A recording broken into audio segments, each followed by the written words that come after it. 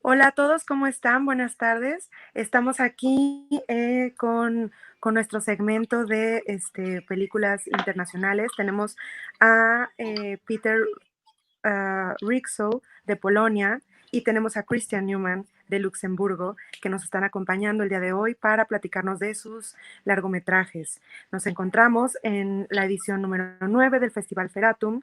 El día de hoy es nuestro último día de actividades online y bueno, para nosotros ha sido un gusto estar aquí con ustedes. Espero que hayan visto nuestra programación. Todavía tienen el día de hoy para ver la programación del festival, de sus cortometrajes, de los largometrajes y de toda la programación, tanto en Cinepolis Click como en la página de Feratum y en Filmin Latino. Entonces, pues bueno, damos la bienvenida a nuestra directora de programación, que es Naura Broquet, para esta sesión, para este conversatorio con estos realizadores. Muchas gracias.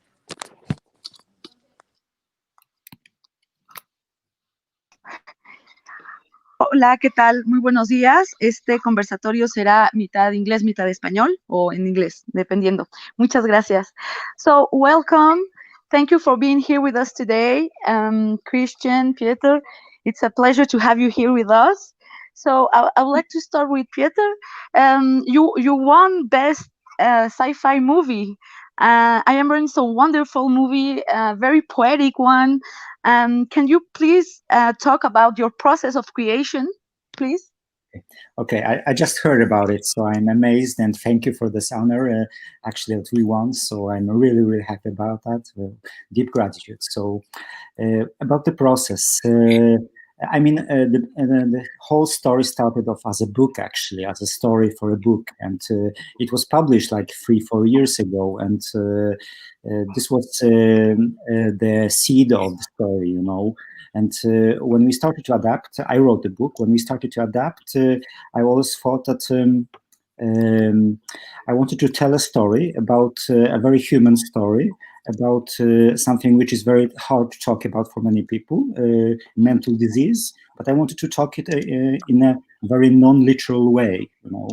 And that's how I decided to choose my favorite genre, sci-fi genre, to tell a story which is on the surface sci-fi, but beneath is, I guess, a little bit more, you know, a really tough and hard human story beneath, you know. So that was the beginning of the process, at least. So, yeah.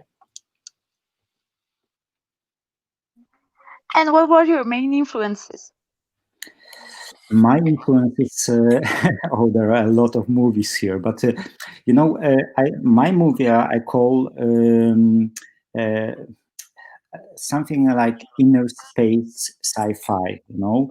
And if you talk about inner space sci-fi, so sci-fi which depicts psychology of a character instead of some, for example, ideas, which I love sci-fi movies which have ideas, which are about ideas, about the future, about possible futures. But my movie is about psychology. And so this inner space sci-fi is very much inspired by Tarkovsky, actually. His Solaris is inner space sci-fi, you know, where actually the movie is about a character and inner psychology of the character. So Stalker is the same way, you know. But you can also look at movies like, for example, the newer movies like Inception from Nolan, which is the same thing actually. It is also inner space sci-fi because we have all this inner psychology depicted visually, you know. So those are some of the influences, you know. Yeah. And what was your biggest challenge? My biggest challenge was to get the movie made. You know, it's such a hard thing. I mean, we went and fought for this movie for like 7 or 8 years. You know, so this movie and another story. So to get it made in this kind of not very high budget situation, independent situation in the beginning. It was really, really some of the toughest things. I mean, a lot of filmmakers have the same thing, so I'm not complaining about it. But it was always a challenge to get the movie made and to get all those 30 days of the shoot done and in the can, So that's something which I think gets harder and harder for filmmakers, especially in the situation we have now, where the cinemas are pretty much non-existent. So yeah, that was the challenge, actually. Mm-hmm. And do you have a new project? Yeah, I do. It's almost written now, and it's also sci-fi, but it's very much based on and inspired by the literature of Atwood. So it's very sci-fi, feministic sci-fi, and it's about a very near future which we are facing, especially because of the pandemic, especially because a lot of the stuff about our privacy is changing so fast now. So it's very scary, actually, how much we are giving up our privacy just to be safe, from disease, from everything around it. And this is the movie is about that, about a woman who actually fights the system and has to choose between her family and her closest ones and her values, which are actually freedom of speech, freedom of being, freedom of everything, So yeah. Mm-hmm. Yeah. That's wonderful. I hope we can see your movie very soon. When do you start the filming? Oh, I'm not sure about that. We are in development, and we are looking to get investors and looking for to get the film up and running. I mean, maybe in 1 or 2 years, if we are lucky. But yeah, like I said, it's always a challenge. So we are just looking for ways to get the movie done. So to start shooting at least. Yeah. Mm-hmm. Well, we wish you the best of luck, Mm-hmm. and once again, congratulations for your award. Mm-hmm. Thank you so much for being here with us today. Okay, thank you. Okay. Dear Christian, you are from Luxembourg. You're best known for your work in the fashion industry as a creative director behind several brands and campaigns. Skinwalker is your first feature film, so it's a psychological trailer. And so, what was the biggest challenge, because it was your first feature film? Yeah, that's true. I did quite a few. I did quite a few short films before, but yeah, this was definitely the first feature film, also with a professional crew and professional budget and everything attached. But I believe, like I really come. I mean, I actually did film school, and so my background is really also like we shot a lot, and always I know my ways around guerrilla kind of style filmmaking. So there was definitely a challenge to suddenly have so much budget allocated to making a feature film. So that in itself was a new way of working. Yeah. Okay, you have a very heavy movie too. It has a lot of themes like abuse, which is like a sort of poison, no? Or damnation. Is this right? Yeah, I'm very interested in making psychological movies. So and also I love surrealism, and I think there's a bit of giallo in it, Italian influence. I really love the cinema of the 70s, and I really also wanted to play within the possibilities and the aesthetics of that era of filmmaking. But yeah, it's true. I mean, and also for my next projects, I want to continue. My films, they have to be read. I mean, there will always be rather complex films, because I always start with a psychological, let's say, like a conflict, and then I'm trying to find images for this. So that's definitely something I did with Skinwalker, and there are several things in there. I think the underlying theme is really about whatever it's about how much is the past always going to haunt you, or how much is the past always going to influence your future. So that was the main underlying theme, but then of course there are lots of different elements that play within that character of Regine, which is also really a character that's been kind of haunting me. So I'm very happy now in my first feature I could finally release it and have it on screen. So The costumes were created by Regina Ferreira, right? And you founded a brand with her, no? Belle Sauvage, I think. So the costumes are very important in this movie, and they are also very beautiful and aesthetic. Can you please tell us more about this? Why do you have a very Well, well, adelante. yeah, I think that I want my films to look very polished because I'm not very interested. I'm not very much interested. For me, cinema shouldn't depict reality, you know. So I think what we're doing is we're creating some kind of an enhanced way of reality. So my films have to look very polished, very beautiful, and I think that's something that I tried to do in my first film. But I'm definitely going to continue doing this. So the whole part of, but in general, I mean, it's just costume, production design, everything really. I'm quite rigid in those things. I have very clear ideas, and I think it worked quite well together also with cinematography in this film. So that worked really well. Yeah, I probably it comes from my background because I just have like through all this experience, it's just the way of controlling images and just delivering a very controlled product. So I'm very used to that, and I think these aesthetics, they will remain very important for me in my next films as well.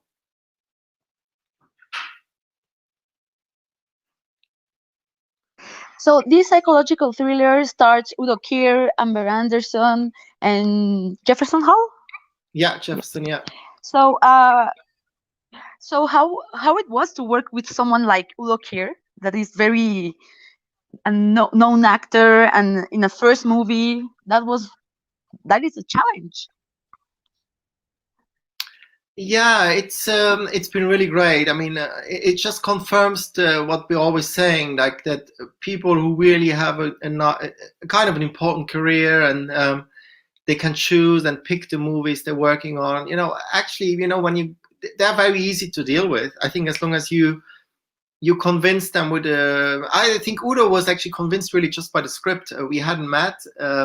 And he really wanted to do it because I believe he liked his character and the genre. I think he appreciated very much that I also wrote it. I mean, he told me once that he really liked it, that he wanted to work with new directors who also really come with their own, it's like pure me. So I appreciate that from him. It was very easy to work with him. I mean, fantastic.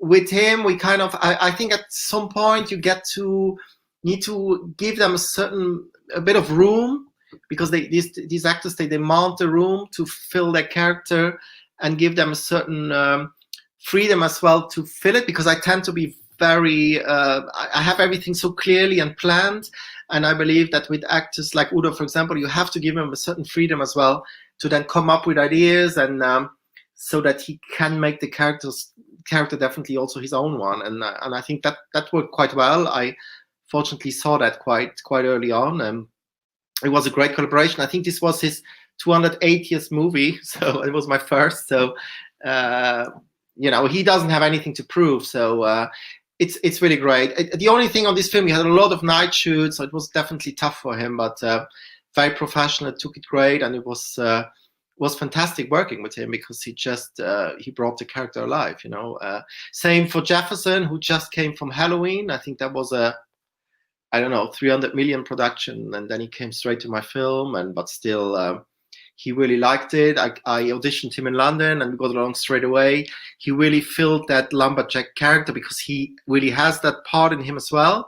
So there were lots of personal things we could draw from, and yeah, again, great collaboration. And with Amber, it was a very different thing because I think she's incredibly talented. She hadn't shot that much at that point, and I auditioned a lot. And then when I found her in London, I knew that definitely she was the right cast for this. And again, I think we drew a lot from her personal life and experience to the character, and I think that paid off in the end. And do you have a new project? Yeah, I have a new project. Are you working on something new? Yeah, I'm working now. My new project is Stargazer. I'm going to pitch now in Ventana Sur, actually in Buenos Aires, now in November. And yeah, it's nearly completely written. We enter development now. And it's, again, very psychological film. It really deals with, well, it deals with fiction and reality. It deals with, it's a lot about theater. So the main character is an actress, and who basically needs to be all the time in another character to avoid being herself. So I'm really playing on that part. And then there's a strong, fantastic element to it. And yeah, I hope we'll be able to shoot that in summer. That would be great. Yeah. But I don't have, I mean, it's, you know, with this project, it's still early days, so I can't talk too much. But we're talking to people now, and but it's moving fast. So, which also, you know, after the first one, it helps because people see a bit what kind of work you're doing. And then Skinwalker was fairly successful in the States. That helped as well. So for the cast, and that's good. Thank you very much, Christian. Thank you. I'm gonna go back to I Am Ren now again. So well, you actually respond to the question, but can you choose, like, I don't know, it's very complicated. Not a favorite movie, but maybe one of your favorites, and comment it to us. One of Sci-fi, sure. sci-fi favorites. Mhm. Oh, I think I very much like Atwood, you know, anything she's written. So Handmaid's Tale is one of my favorites. The original, the series is very good as well, but I love her writing, and I love her world, you know, and I love the feminism, the hardcore feminism in it. So it's very much an inspiration for me, how she tackles and how she comments on a future which we are actually living now, I think. I mean, I live in Poland, and I am also bilingual because I was born in Poland, but I was raised in Norway, and I see how much difference there is between a country which has tolerance about it for anyone who is different, which is Norway, and how it's in Poland, where it's very much a world of this nightmare world of Atwood, you know, sometimes when I think about it, this ultra-religious you know, we had these abortion cases now, and it exploded in Poland because women were striking. 20 or 30,000 women were striking against the government, you know, and it's a horrible situation we have. And this is something we are living in now, you know. So it's scary, and it's so amazing what she's written. Yeah. Mm-hmm.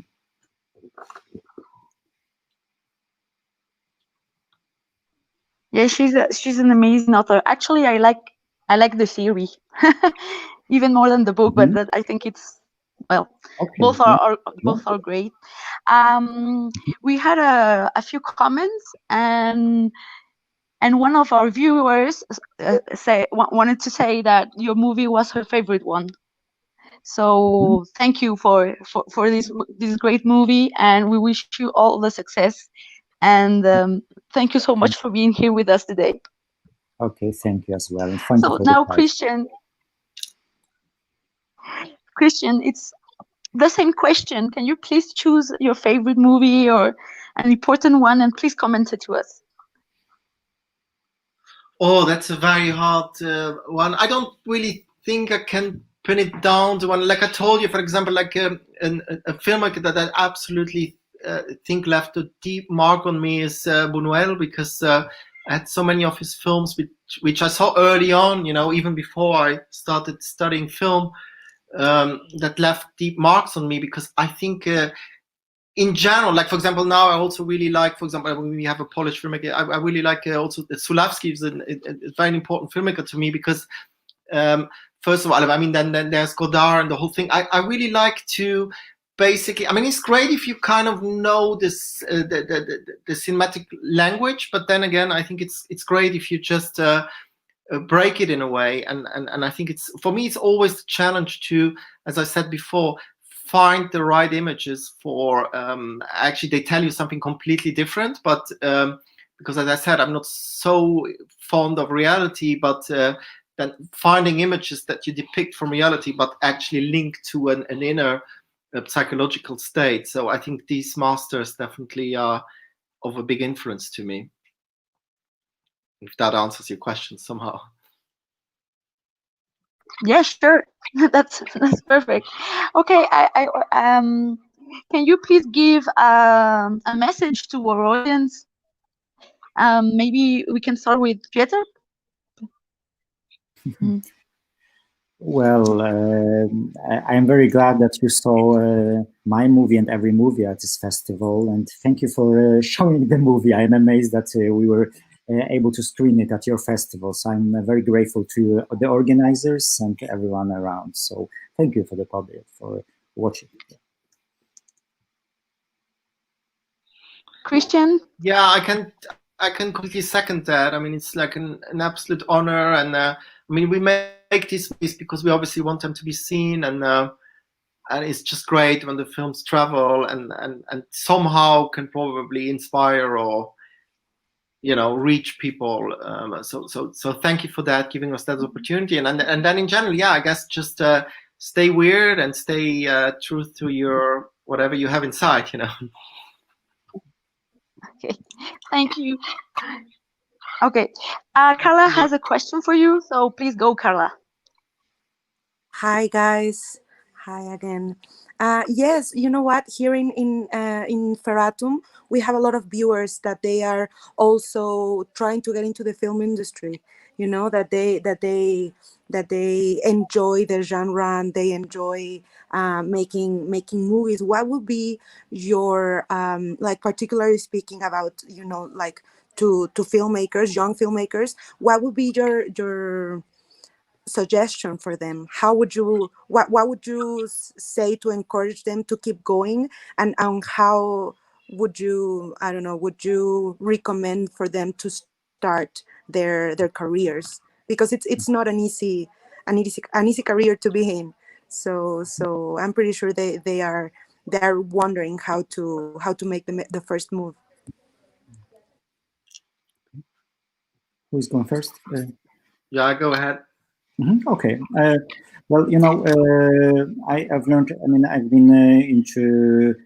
I've been doing film for maybe 20, 25 years, and I think the biggest advice I can give is not to wait for anyone to give you, to allow you to make a movie. No way. You just have to do it yourself. You have to fight for it yourself, and nobody is going to give you the possibility. Or maybe if you're super lucky, it happens, but you have to fight for it, and that's the only way to get the movie made, any way you can, so go for the back doors and never listen to no's, that's the worst you can say, you can hear. So, I mean, this kind of attitude gets the movies made, any way you can, independent or with a producer, I don't care, but just get it made, So I know it's very hard, but write a story which allows you to get it made, which is micro budget, which is few locations, which is fits actually. I mean, it's the obvious things, but never wait for someone to allow you to make the movie. So you have to do it yourself. Mm-hmm. Yeah, I think that is great advice. I think what could I add to that? I think what I could add definitely is that okay, first of all, I think first of all you need a good story. So I think people tend to jump too quick into wanting to just shoot, and I think the most important is get your story right. It needs to be good. It needs to be excellent. There's so much being shot. It's not a race. Get it really good on paper, and if you feel that it's now really strong, then second advice I could give: you don't make movies alone. Find the right people, surround yourself with the right people, and then when you have these two components, then you're going to make a great film, definitely. But don't jump into it too quickly. I think these two things need to be in place before you can make a film. Mm-hmm. Yeah. Yes, you're very right. You are totally right. Yeah. And I was wondering, in your speaking about your movie, Chris, I was very fascinated about the color palette that you use, that is like so very present in every shot of the movie, and the like visually speaking, how it's always like very sober and very somber even, like a lot of greens and a lot of, I don't know what was your inspiration, or what were you, I mean, I know that it had to do with the subject, like of the movie, but it really makes you as an audience get into the story, like right away from the first scene. What would you say about this? Like how did you plan this specific matter? This was directed to Christian or to me, because I didn't Yeah, understand. sorry, I said Chris at the beginning, maybe. Yeah, sorry, Okay, so, Chris. yeah. Well, there are two things. I strongly believe that, and if you look in the history of cinema as well, I mean, starting with Kurosawa or whatever, composition, texture, obviously light, does much more than just actually do composition. I mean, it transports emotions and feelings. So I think this is very, very important. That, and it's great that you're saying that, because I really believe that the quality and the texture and the light of an image transports already so much without even having to have an action or somebody saying a line, so that's key. I think it's very, very important to understand that. It's very important as well that you understand your composition, foreground, middle ground, background. I think this is very important. And then what we did with this film, for me, it was kind of important to, with the colors, kind of code a bit the emotional state, because this film is very much about a young woman going through certain emotional disbalance, let's call it like that. So we wanted to highlight this slightly with the colors, also to give a bit of a guidance to the audience. That, of course, and then, like I said, in the first place, to just dip you right in a certain atmosphere. For me, this film was important. I wanted that from beginning on, there was a feeling of that you are slightly, I mean, that we definitely not dealing with reality, that you're slightly feeling a bit off and a bit uncomfortable. So light can, of course, help to break that realistic aspect. If that helps, I don't know. Thank you very much, Chris. And now I am wondering, Peter, could you please tell us a little bit more about the android?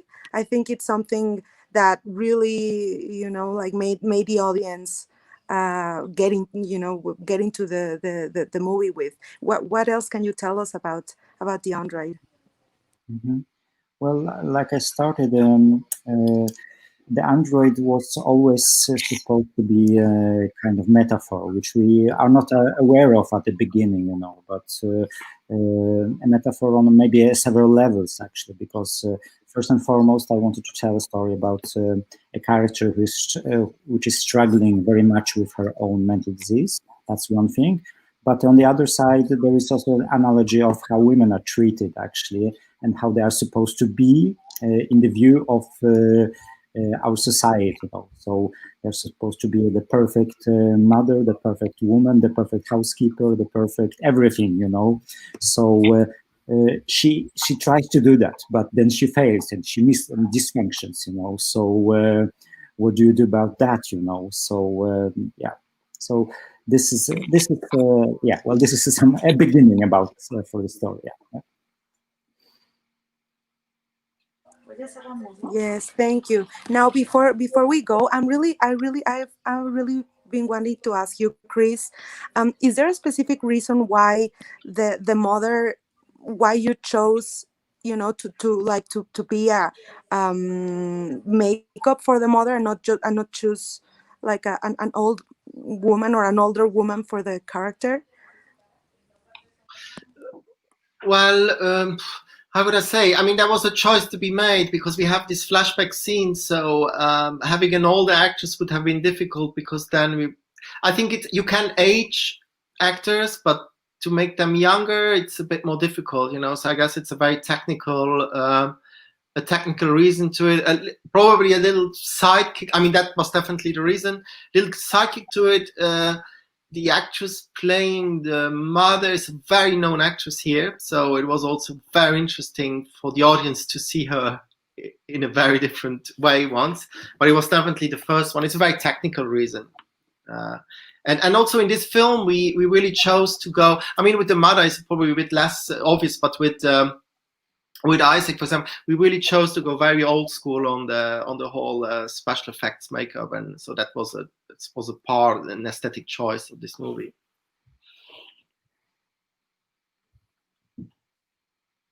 Thank you very much. Okay. Well, I want to thank you guys for being here with us today. Both movies are wonderful, very different, but wonderful. And congratulations on your success. Queremos invitarlos a ver sus películas, por favor, en la plataforma de Cinépolis Click. El día de hoy podrán ver todavía la de I Am Ren. Skinwalker fue ayer, pero espero la hayan visto, es una gran película también. Les agradecemos mucho haber estado en este Q&A con nosotros y les deseamos una excelente tarde. En unos momentos tendremos el Q&A ahora con los largos iberoamericanos. Muchas